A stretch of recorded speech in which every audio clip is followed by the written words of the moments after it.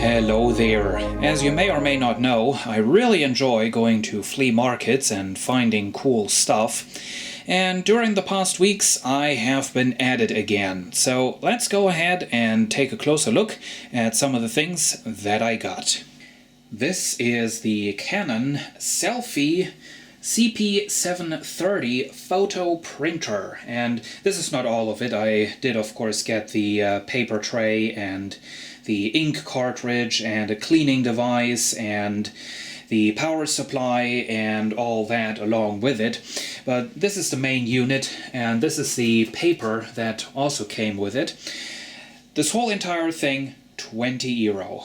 And I have been wanting to get one of these Canon Selfie units for quite a while now, because I wanted to print some of my photos, the real important ones that I totally don't want to lose, and just put them into a photo album, totally old school. And of course you can do this sort of thing in drugstores and all that, but my experience is the printers that they have there are usually quite badly maintained, and the few times that I have been doing some printing in the drugstores, they usually had, like, there was not enough ink in the printer anymore, and so the colors all came out wrong and just that sort of stuff. So this is going to be quite handy. Brand new, they cost like 100 euro, and I did not quite want to spend that much. So, and this does everything that I need. I mean, I was sort of expecting this to be kind of outdated and all that, but surprise, surprise, it really isn't. Even the SD card slot on the front, that even already supports SDHC cards. Really didn't expect that. And then we have this feature here. Look at that. Works like a vacuum cleaner. Pull out USB cable to plug into your camera. For 20 euro, which most likely was way too much, I have purchased this bag of miscellaneous tech stuff. So let's take a look inside of this and see what we have in here. Now, first of all, we have this mystery device. I have no idea what this is and what it's good for. I'm assuming it's some sort of a musical instrument. It says tempo right there, start.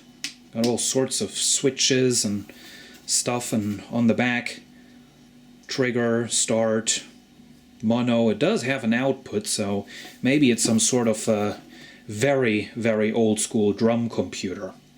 So that's the first thing. Then we have cables. There is one cable. Oh, it's a 1/4" plug mono cable. That might be good for something. We got yet another one of those cables. We got this. This is some sort of a foot switch.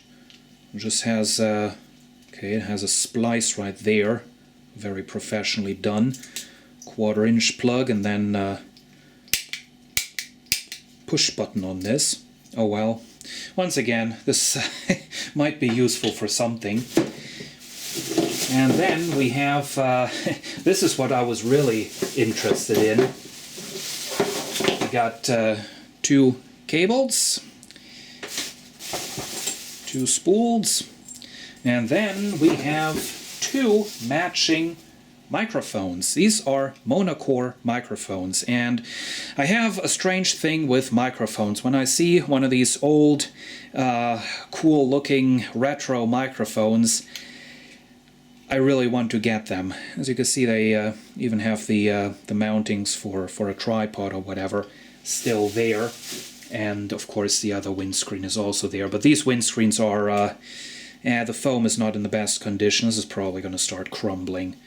But there we have some cool retro microphones, and one of these cables I will be modifying. I'll cut off this 1/4" plug and put on a 3.5mm stereo plug so that I can use one of these in combination with a camcorder.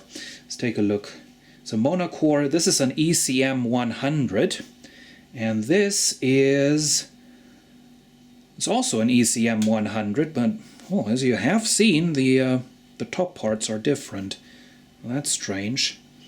2 different batches, same model number.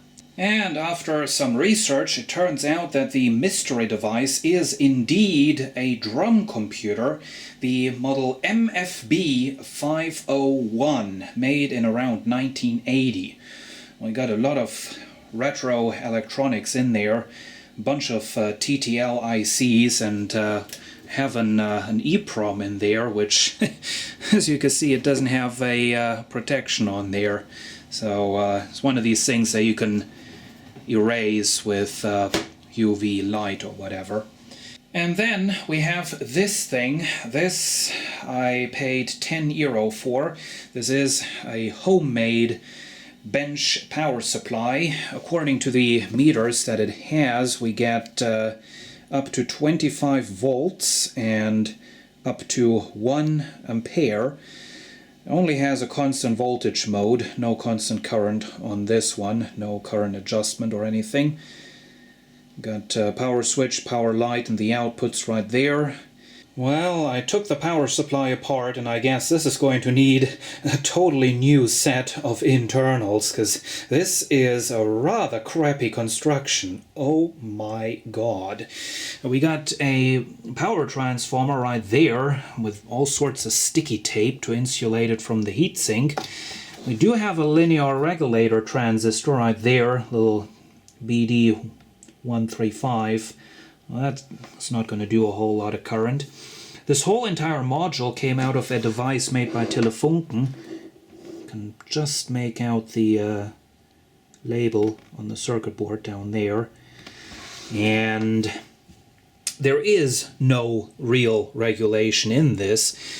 The voltage adjustment is a little rheostat, high power potentiometer. As you can see, all that does is it's just a resistor in series with the output. So that is absolute junk.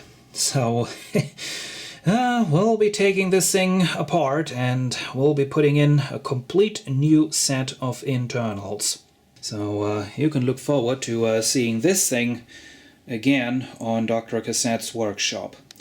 Anyway, I'm not disappointed, because just the fact that this has the case and the meters in it and all that, that already saves me a lot of work as compared to building a power supply just completely from scratch.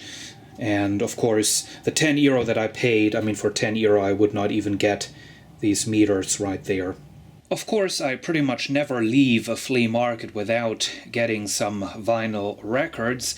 Now, those are eventually all going to be featured in detail on the XTV4U channel. So for right now, let's just take a quick look at the cover of each one. This is Koto Japanese War Game. It doesn't have a real cover.